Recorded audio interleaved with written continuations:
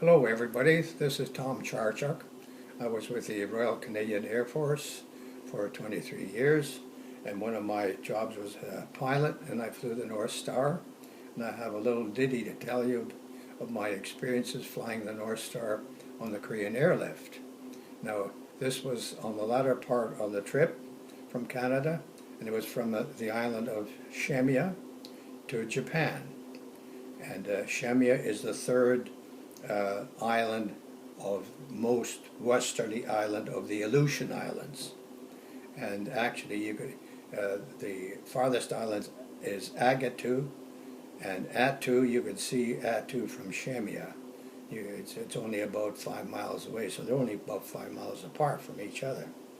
Well, this one trip from Shemiya, we took off, and we were in total cloud cover for the whole entire route, which was a 10-hour flight.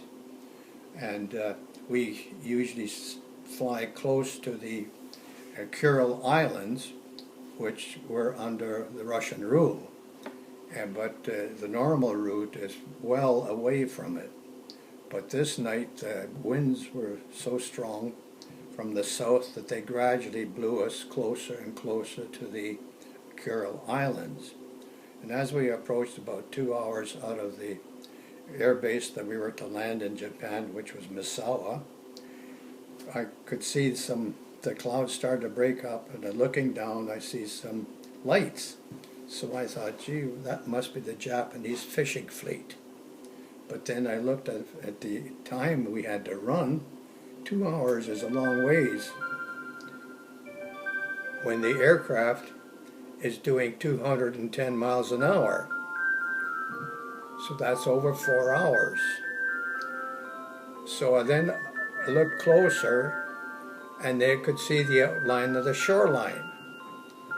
And sure enough, when I checked with the map, it was the Kuril Islands. We were flying along the coastline.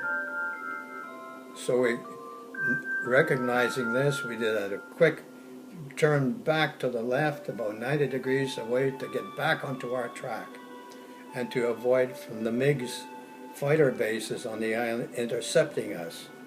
Now we were fortunate enough that at that time the MiG aircraft did not have radar, so they were unable to intercept us when we were back in the cloud, because they would be back in cloud, they wouldn't know where we were at the time.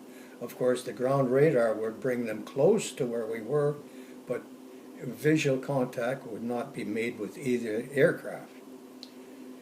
And we finally got to Misawa, where we landed, and we talked to the military, and they said, "Oh, we kept telling you to move on back on track." And and the captain and I was a first officer at that time. But he said, "No, we couldn't tell you." Well, why not? Oh, that we couldn't tell you.